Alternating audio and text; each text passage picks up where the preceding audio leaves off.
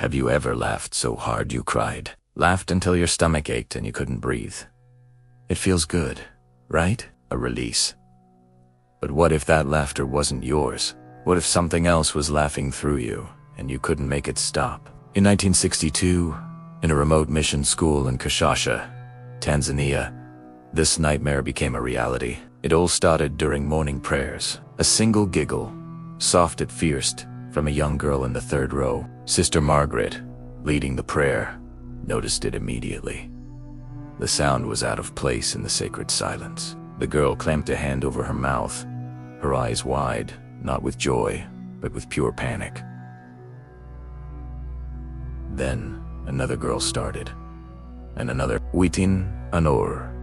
The chapel was a madhouse of hysterical laughter. Girls were doubled over, clutching their stomachs, tears streaming down their faces, their expressions looking more like screams than smiles. Sister Margaret later said it sounded like the building itself was mocking them. By nightfall, 95 students were consumed by what would become known as the laughing sickness. They tried to isolate the but how do you quarantine something that travels on the air like a whisper? The laughter was contagious in a way that defied all medical explanation. It didn't need touch or even proximity. A girl could be laughing in her dorm room, and moments later, a student 3 classrooms away would erupt. The sound was everywhere. It seeped under closed doors, echoed down hallways in the dead of night, and invaded dreams. Girls who weren't yet affected would lie awake, listening to that terrifying chorus, knowing with absolute certainty that their turn was coming. And it always did. Sometimes it started with a tickle in the throat. Other times, it just exploded without warning, as if a dam inside them had finally burst.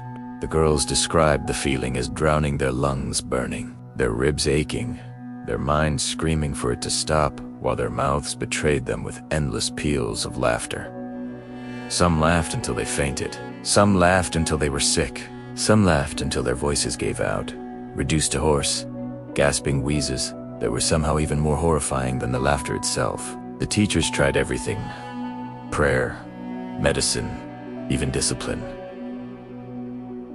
But how do you punish someone for laughing? It wasn't joy. Anyone who looked into the girl's haunted eyes could see that. On March 18, 1962, the missionaries made a decision. They closed the school. They believed they were ending the nightmare. They loaded the girls onto buses and trucks, sending them back to their villages scattered across the shore of Lake Victoria. Some girls were still laughing as they left, their voices echoing across the mission grounds long after the vehicles had vanished down the red dirt roads. Sister Margaret watched them go, feeling a wave of relief. The laughter was finally leaving Kashasha, but she was wrong. They hadn't ended a nightmare. They had just set it free. In the village of Nshamba, a young girl named Esther arrived home. Her mother was overjoyed to see her daughter safe and sound. Esther seemed fine. But that night at dinner, she began to laugh. Her mother's smile froze. Word of the laughing sickness had already reached them. Witinan Ur, Esther's younger brother, started. Then, Irnan. By Sunday, 217 people in Nshamba were uncontrollably laughing. The village elder summoned the witch doctor, a man of great power. He performed ancient rituals, chanted, and burned offerings.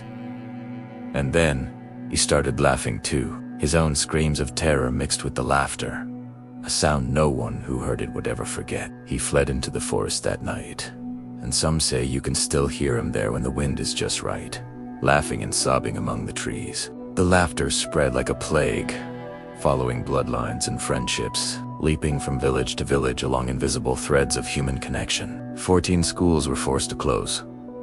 Markets became ghost towns. The once happy sound of laughter became an omen of doom.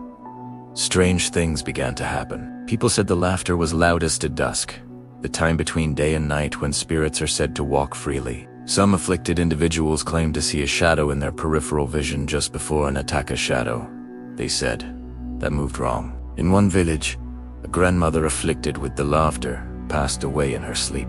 At her funeral, mourners swore they heard her laughing from inside the coffin. When they opened it, her face was frozen in a terrifying grin. Doctors came from all over, armed with science and reason. They ran every test imaginable. They found nothing. No bacteria, no virus, no poison. Every test came back normal, even as their patients laughed, and laughed until blood vessels burst in their eyes. Mass hysteria, they wrote in their reports, putting a neat label on the chaos. But the local people knew better. They knew that sometimes darkness finds new ways to express itself, that sometimes evil doesn't come with fangs and claws, it comes wearing the mask of joy. Those who survived spoke of it in whispers for the rest of their lives. They didn't call it laughter, they called it possession. Something that entered them and pulled their strings like a puppeteer, while their true self was trapped inside, screaming in a cold, dark place. One survivor, now an old woman, recalled, "I was watching myself from somewhere else. I could see my body shaking, that horrible sound coming out, but I was somewhere very far away, and I wasn't alone there." The attacks could last for hours, or even days, recurring for months. Families learned to recognize the signs: a glassiness in the eyes, a sudden stillness, and then the storm would break. Some of the afflicted developed strange rashes on their skin, patterns that looked like symbols, appearing during the fits and vanishing when they ended. Then, 18 months after it began, the laughter stopped. Who's like that? No cure was found, no final ritual performed. It simply vanished. The epidemic burned itself out, leaving behind a traumatized population and 1,000 unanswered questions. The schools reopened. Life returned to a semblance of normal. The doctors published their papers on mass psychogenic illness and moved on. But in the villages along Lake Victoria, they remembered. They say that on certain nights, you can still hear it on the wind, a faint, distant echo of hundreds of people laughing in the dark. The old Kashasha mission building still stands, abandoned and silent. Locals avoid it, especially after dark. They say the walls absorbed something that never left. Travelers sometimes report hearing laughter from the empty building, but when they look inside, they find only dust and shadows. Some emerge shaken, fighting an overwhelming urge to laugh, terrified of what might happen if they give in. Psychologists have their theories: stress, social pressure, the chaos of a newly independent nation. But those theories don't explain everything. They don't explain the shadow, the grandmother in her coffin, or the strange symbols on the skin. And they certainly don't explain why.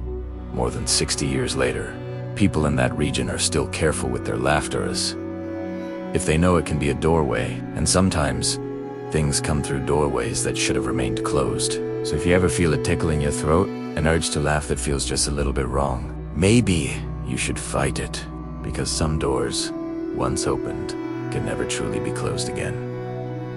Thanks so much for watching. If you found this story as chilling as I did, hit that like button and subscribe for more dives into the strange and unexplained. Stay safe out there, and we'll see you in the next video.